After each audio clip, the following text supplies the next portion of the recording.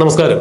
CMRLന്റെ ഓഫീസിൽ serious fraud investigation office നടത്തിയ അന്വേഷണത്തിൽ ഗുരുതരമായ ഒട്ടനവധി ക്രമക്കേടുകൾ കണ്ടെത്തിയിരിക്കുന്നു. മുഖ്യമന്ത്രിയുടെ മകളായ വീണ വിജയൻ തന്റെ കമ്പനിയായ എക്സാലോജിക് എന്ന കമ്പനിയിലൂടെ CMRL നിന്നും 1,72,00,000 രൂപ മാസപ്പടിയായി കൈപ്പറ്റി എന്നുള്ള വിവാദത്തെ തുടർന്ന് ഉണ്ടായ അന്വേഷണത്തിലാണ് ഇപ്പോൾ സീരിയസ് ഫ്രോഡ് ഇൻവെസ്റ്റിഗേഷൻ ഓഫീസ് എത്തിയിരിക്കുന്നത്.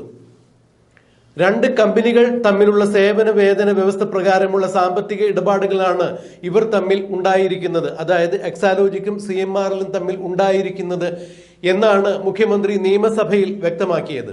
ഇതിന് കൃത്യമായി തന്നെ എക്സാലോജിക്കിന്റെ ഭാഗത്തു നിന്നും GST അടച്ചിട്ടുണ്ട് എന്നാണ് മുഖ്യമന്ത്രി കൂട്ടിച്ചേർത്തത്. മുഖ്യമന്ത്രിയുടെ മകളായ വീണ വിജയൻ തന്റെ എക്സാലോജിക് എന്ന കമ്പനിക്ക് വേണ്ടി അല്ലെങ്കിൽ കമ്പനിയുമായി ബന്ധപ്പെട്ട് CMRL നിന്ന് 1,72,00,000 രൂപ മാസപ്പടി ഇനത്തിൽ കൈപ്പറ്റി എന്നുള്ള വിവാദം ആദ്യമായി നിയമസഭയിൽ ഉന്നയിച്ചത് കോൺഗ്രസിന്റെ MLA ആയ മാത്യു കുഴൽനാടൻ തന്നെയായിരുന്നു. അന്നും മാത്യു കുഴൽനാടനെതിരെ അതിരൂക്ഷമായ വിമർശനങ്ങളുമായി തന്നെയാണ് മുഖ്യമന്ത്രി പ്രതികരിച്ചത്. വെറുതെ വീട്ടിലിരിക്കുന്ന ആളുകളെ സഭയിലേക്ക് വലിച്ചിഴക്കാൻ പാടില്ല, അവർ സഭയിൽ ഇല്ലാത്ത ആളുകളാണ്, അതുകൊണ്ട് ഇത്തരം പരാമർശങ്ങൾ നടത്തി എന്നെ പേടിപ്പിക്കാമെന്നോ അല്ലെങ്കിൽ ഇത്തരം ഉമ്മാക്കി കാണിച്ച് എന്നെ നിശബ്ദരാക്കാമെന്നോ നിങ്ങൾ വിചാരിക്കുന്നുണ്ടെങ്കിൽ നിങ്ങൾക്ക് തെറ്റി, ഞാൻ അത്തരക്കാരനല്ല എന്നാണ് മുഖ്യമന്ത്രി അന്ന് സംസാരിച്ചത്. എന്നാൽ പിന്നീട് ഒരു ഘട്ടത്തിൽ ഈ അന്വേഷണവും വിവാദവും മുന്നോട്ട് പോകുമ്പോൾ മുഖ്യമന്ത്രിക്ക് തന്നെ നിയമസഭയിൽ പറയേണ്ടതായി വന്നു. മകളുടെ കമ്പനിയായ എക്സാലോജിക് എന്ന കമ്പനി 1,72,00,000 രൂപ കൈപ്പറ്റിയതിന് കൃത്യമായ രീതിയിൽ അവർ GST അടച്ചിട്ടുണ്ട്. ഇത് മാസപ്പടി വിവാദം ഇതിൽ അടിസ്ഥാനരഹിതമാണ്. രണ്ട് കമ്പനികൾ തമ്മിലുള്ള സേവന വേതന വ്യവസ്ഥ പ്രകാരം നടന്ന ഇടപാട് മാത്രമാണ്. അവർ മുഖ്യമന്ത്രിയുടെ ബന്ധുവായി പോയതിനാൽ അവരെ ഇത്തരത്തിൽ ക്രൂശിക്കുന്നതോ അപഹസിക്കുന്നതോ വിവാദങ്ങളിലേക്ക് വലിച്ചിടിക്കുന്നതോ ശരിയല്ല, ശരിയായ നടപടിയല്ല എന്നാണ് അന്ന് മുഖ്യമന്ത്രി നിയമസഭയ്ക്കകത്തും പുറത്തും പിന്നീട് പ്രതികരിച്ചത്. എന്നാൽ അവിടെ നിന്ന് അങ്ങോട്ട് കാര്യങ്ങൾ മാറുകയായിരുന്നു. മുഖ്യമന്ത്രിയുമായി ബന്ധപ്പെട്ട സ്വർണ്ണക്കള്ളക്കടത്ത് case, Lavalin case, life mission കോഴക്കേസ് എന്നിങ്ങനെ നിരവധി കേസുകൾ പോലെ തന്നെ ഈ മാസപ്പടി വിവാദവും ഇല്ലാതെയാകും എന്ന് തന്നെയാണ് മുഖ്യമന്ത്രി ഒരു ഘട്ടത്തിൽ വിചാരിച്ചിരുന്നത്. പക്ഷേ കേന്ദ്ര കമ്പനി കാര്യാലയത്തിന്റെ അന്വേഷണത്തിന് കീഴിൽ വരുന്ന ഈ വിഷയങ്ങൾ മാസപ്പടിയുടെ കൃത്യമായ വിവരങ്ങൾ പുറത്തു കൊണ്ടുവരില്ല എന്നുള്ള കാര്യങ്ങൾ മനസ്സിലാക്കി അടുത്തിടെ BJPയിൽ ചേർന്ന PC ജോർജിന്റെ മകൻ ഷോൺ ജോർജ് ആണ് ബഹുമാനപ്പെട്ട ഹൈക്കോടതിയിൽ സീരിയസ് ഫ്രോഡ് ഇൻവെസ്റ്റിഗേഷൻ ഓഫീസിന്റെ അന്വേഷണം ആവശ്യപ്പെട്ടുകൊണ്ട് ഒരു ഹർജി നൽകിയത്. എന്നാൽ ബഹുമാനപ്പെട്ട ഹൈക്കോടതി ആ ഹർജി പരിഗണിക്കുന്നതിന് മുമ്പേ തന്നെ ഇപ്പോൾ കേന്ദ്ര കമ്പനികാര്യ മന്ത്രാലയത്തിന്റെ താല്പര്യപ്രകാരം കൂടുതൽ കാര്യക്ഷമതയോടുകൂടി SFIO ഉദ്യോഗസ്ഥർ തങ്ങളുടെ അന്വേഷണം പല കമ്പനികളിലേക്കും വ്യാപിപ്പിക്കുന്നതായാണ് നമ്മൾ കാണുന്നത്. അതിന്റെ ഫലമായി 2 ദിവസങ്ങൾക്ക് മുമ്പ് തന്നെ ആലുവയിലെ CMRLന്റെ കോർപ്പറേറ്റ് ഓഫീസിൽ അവർ എത്തുകയുണ്ടായി. 6 പേരടങ്ങുന്ന ഒരു സംഘമാണ് CMRLന്റെ ഓഫീസിലേക്ക് എത്തിയത്. ഇവർ 2 ദിവസം തുടർച്ചയായി തന്നെ അവിടെ പരിശോധന നടത്തിയുണ്ടായി. വിലപ്പെട്ട പല രേഖകളും കണ്ടെത്തി എന്ന് തന്നെയാണ് പുറത്ത് അറിയാൻ കഴിയുന്നത്. എന്നാൽ അന്വേഷണത്തെ ബാധിക്കും എന്നതിനാൽ അതീവ രഹസ്യ സ്വഭാവമുള്ള പല വിവരങ്ങളും അവർ പുറത്തുവിട്ടിട്ടില്ല എന്നതുകൂടിയാണ് അറിയാൻ കഴിയുന്നത്. എന്നാൽ SEBI ചട്ടലംഘന പ്രകാരം അവിടെ നിരവധി ഇടപാടുകൾ നടന്നിരിക്കുന്നു. അവിടെ നടന്നിരിക്കുന്ന സാമ്പത്തിക ഇടപാടുകളെല്ലാം തന്നെ SEBI ചട്ടലംഘനം തന്നെയാണ്. ഈ SEBI ചട്ടലംഘനത്തിന്റെ ഭാഗമായി രാഷ്ട്രീയ കക്ഷികളുമായോ അല്ലെങ്കിൽ മറ്റിതര കമ്പനികളുമായോ എല്ലാം നടന്നിരിക്കുന്ന സാമ്പത്തിക ഇടപാടുകൾ ഇവർ കറൻസിയിലാണ് നടത്തിയിരിക്കുന്നത്. അത് SEBI ചട്ടലംഘനം തന്നെയാണ് എന്നുള്ളതാണ് ഇപ്പോൾ SFIO ഉദ്യോഗസ്ഥർ ചൂണ്ടിക്കാണിച്ചിരിക്കുന്നത്.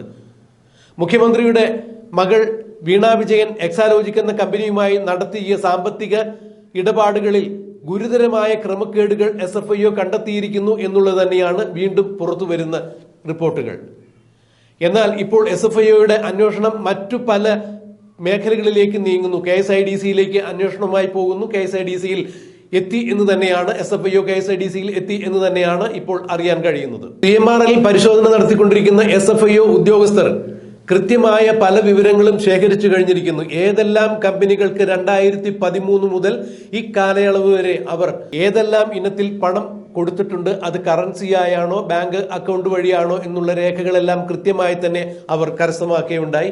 CMRLന്റെ കോർപ്പറേറ്റീവ് ഓഫീസിലേക്ക് എത്തുന്നതിന് മുമ്പ് തന്നെ SFIO ഉദ്യോഗസ്ഥർ കൊച്ചിയിലെ ആദായ നികുതി വകുപ്പ് ഓഫീസിൽ നിന്നും CMRLുമായി ബന്ധപ്പെട്ട വരവ് ചിലവ് കണക്കുകളുടെ കൃത്യമായ രേഖകൾ അവർ ശേഖരിച്ചിട്ടുണ്ടായിരുന്നു. ഇത്രയും രേഖകളുടെ പരിശോധനയ്ക്ക് ശേഷം തന്നെയാണ് CMRLിലേക്ക് SFIO ഉദ്യോഗസ്ഥർ എത്തുന്നത്. അരുൺ പ്രസാദിന്റെ നേതൃത്വത്തിൽ തന്നെയായിരുന്നു ഡെപ്യൂട്ടി ഡയറക്ടറായ SFIOയുടെ ഡെപ്യൂട്ടി ഡയറക്ടറായ അരുൺ പ്രസാദിന്റെ നേതൃത്വത്തിൽ CMRO ഓഫീസിലേക്ക് എത്തിയത് 6ഓളം ഉദ്യോഗസ്ഥർ തന്നെയാണ്. ഈ 6 ഉദ്യോഗസ്ഥരുടെയും നിരന്തരമായ 2 ദിവസത്തെ അന്വേഷണത്തിനൊടുവിൽ വിലപ്പെട്ട പല വിവരങ്ങളുമാണ് ഇപ്പോൾ SFIOക്ക് കിട്ടിയിരിക്കുന്നത് എന്നുള്ള വിവരങ്ങൾ പുറത്തു വരുമ്പോൾ ഇനി ആരൊക്കെയാണ് ഈ അന്വേഷണ പരിധിയിൽ പെടാൻ പോകുന്നത്, കുടുങ്ങാൻ പോകുന്നത് എന്നുള്ളത് തന്നെയാണ് ഇപ്പോൾ കേരളം നോക്കിക്കാണുന്നത്. എന്തായാലും KSIDCയിൽ SFIO എത്തിക്കഴിഞ്ഞിരിക്കുന്നു.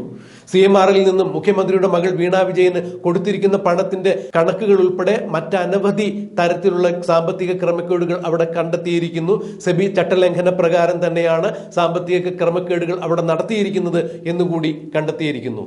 ഇനി CMRലുമായി ബന്ധപ്പെട്ട് ഏതൊക്കെ രാഷ്ട്രീയ സംഘടനകൾ, ഏതൊക്കെ വ്യക്തികൾ, ഏതൊക്കെ കമ്പനികൾ, ഏതൊക്കെ തരത്തിലുള്ള ഇടപാടുകൾ നടത്തിയിരിക്കുന്നു എന്നുള്ള കാര്യങ്ങൾ കൃത്യമായി ബോധ്യപ്പെട്ടു കഴിഞ്ഞാൽ ഈ കമ്പനികളിലേക്കും വ്യക്തികളിലേക്കും സംഘടനകളിലേക്കും SFIO അന്വേഷണമായി ചെല്ലും എന്ന് തന്നെയാണ് അറിയുന്നത്. അതിന്റെ ആദ്യപടിയായി ഇപ്പോൾ KSIDCയിൽ, സർക്കാർ സ്ഥാപനമായ KSIDCയിൽ ഇപ്പോൾ SFI എത്തിയിരിക്കുന്നു എന്നുള്ള വാർത്ത കൂടി കേൾക്കുന്നു. സർക്കാരിന്റെ കമ്പനിയായ KSIDCക്ക് 13% ഷെയറാണ് CMRൽ ഉള്ളത് എന്നുള്ള കാര്യം ഓർക്കുമ്പോഴാണ് ഇതിന്റെ ഗൗരവ സ്വഭാവം കൂടുതൽ വ്യക്തമാകുന്നത്. അതായത് സർക്കാരും CMRലും ഒരുമിച്ച് നിന്നുകൊണ്ട് തന്നെയാണ് വീണ വിജയന് 1,78,00,000 രൂപ കൊടുത്തത്, മുഖ്യമന്ത്രി 90 കോടി രൂപ കൈപ്പറ്റിയതും കേരളത്തിലെ മറ്റ് രാഷ്ട്രീയ സാംസ്കാരിക മാധ്യമങ്ങൾ ഉൾപ്പെടെയുള്ള പല ആളുകൾക്കും 135 കോടിയുടെ അനധികൃത ഇടപാടുകൾ, കള്ളപ്പണ ഇടപാടുകൾ CMRലിന്റെ CMD-ആയ ശശിധരൻ കർത്ത നടത്തിയിരിക്കുന്നത് എന്നുള്ള രേഖകളെല്ലാം ഇപ്പോൾ SFI കടത്തിക്കൊണ്ടുപോയിരിക്കുന്നു എന്നുള്ളതാണ്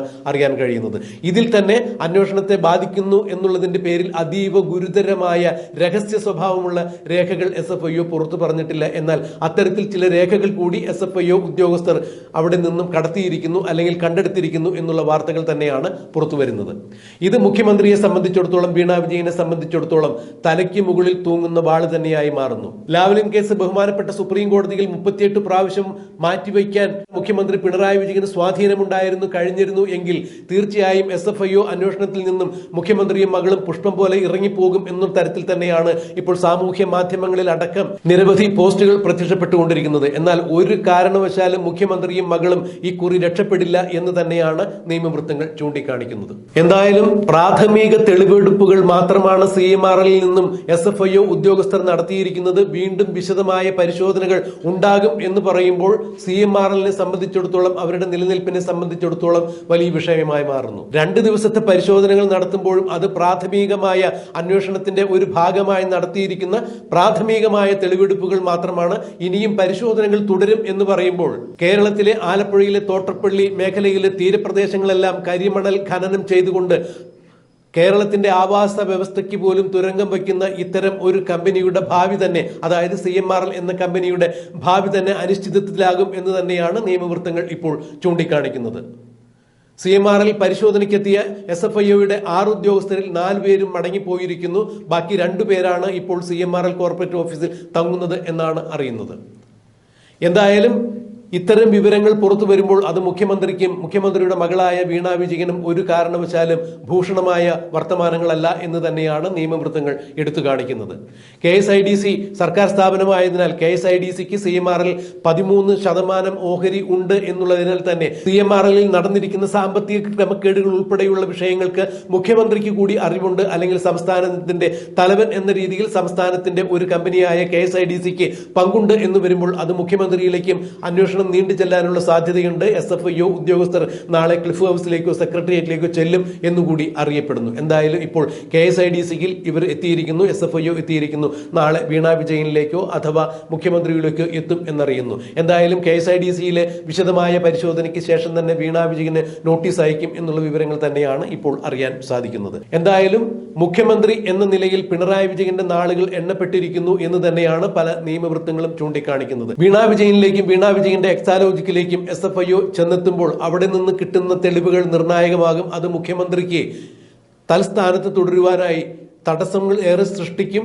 മകളെ ഏതെങ്കിലും തരത്തിൽ SFIO ഗുരുതരമായ കാര്യങ്ങൾ ആരോപിച്ചുകൊണ്ട് അറസ്റ്റ് ചെയ്യുന്ന പക്ഷം ഗുരുതരമായ സാമ്പത്തിക ക്രമക്കേടുകൾ നടത്തിയിട്ടുണ്ട് എന്ന് തെളിഞ്ഞു കഴിഞ്ഞാൽ പിണറായി വിജയന് മുഖ്യമന്ത്രി എന്ന സ്ഥാനത്ത് തുടരുവാൻ യാതൊരു തരത്തിലും അർഹതയുണ്ടായിരിക്കുന്നതല്ല എന്ന് തന്നെയാണ് നിയമവൃത്തങ്ങൾ ചൂണ്ടിക്കാണിക്കുന്നത്. CPM-ഉം ഇപ്പോൾ അതിന് മാനസികമായി തയ്യാറെടുത്ത് കഴിഞ്ഞിരിക്കുന്നു. ഏത് നിമിഷവും ഒരു അന്വേഷണത്തെ നേരിടേണ്ടി വന്നു കഴിഞ്ഞാൽ പിണറായി വിജയനെ മാറ്റി അവിടെ പകരം സംവിധാനം ഉണ്ടാക്കുന്ന കാര്യങ്ങളെക്കുറിച്ച് CPM-ലും ചിന്തകൾ ഉണ്ടായിക്കൊണ്ടിരിക്കുന്നു. അടുത്ത മുഖ്യമന്ത്രി ആരായിരിക്കണം എന്നുള്ള ആലോചനകൾ, അനൌദ്യോഗികമായ ആലോചനകൾ CPM-ന് അകത്തും തുടങ്ങിക്കഴിഞ്ഞിരിക്കുന്നു എന്നുള്ള വിവരങ്ങൾ പുറത്തു വരുമ്പോൾ സംഭവത്തിന്റെ ഗൗരവ സ്വഭാവം എത്രയുണ്ട് എന്നുള്ളത് ബഹുമാനപ്പെട്ട പ്രേക്ഷകർക്ക് മനസ്സിലായി കാണും എന്ന് തന്നെ കരുതുന്നു. എന്തായാലും ഈ വിഷയത്തിൽ കൂടുതൽ വാർത്തകളുമായി വരും ദിവസങ്ങളിൽ നമുക്ക് വീണ്ടും കാണാനാകും എന്ന് പ്രത്യാശിക്കുന്നു.